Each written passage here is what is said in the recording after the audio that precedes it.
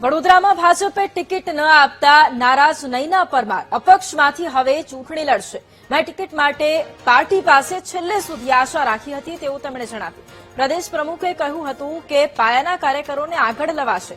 નો repeat થિયરીની વાતો પણ હતી, પણ ટિકિટ સમયે પાલન ન થયું.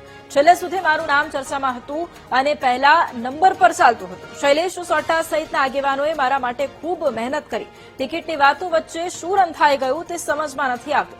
અંકિતા પરમારને ટિકિટ આપતા નયના પરમાર અને તેમના સમર્થકોમાં અત્યારે નારાજગી વ્યાપી છે.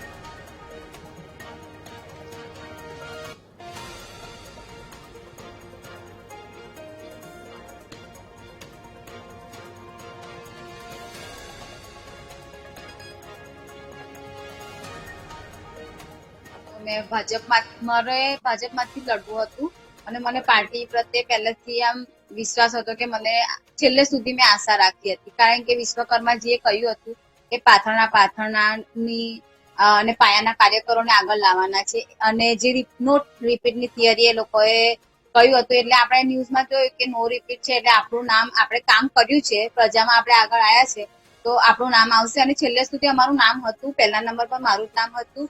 અને હું આભાર માનું છું શૈલેષ સોટા સાહેબનો કે તેમણે મારા માટે ખૂબ મહેનત કરી છે અને બધાએ મહેનત કરી છે, પણ વચ્ચે શું રંધાઈ ગયું, કઈ રીતે અંકિતાબેનનું નામ આવ્યું એ ખ્યાલ નથી આવતો.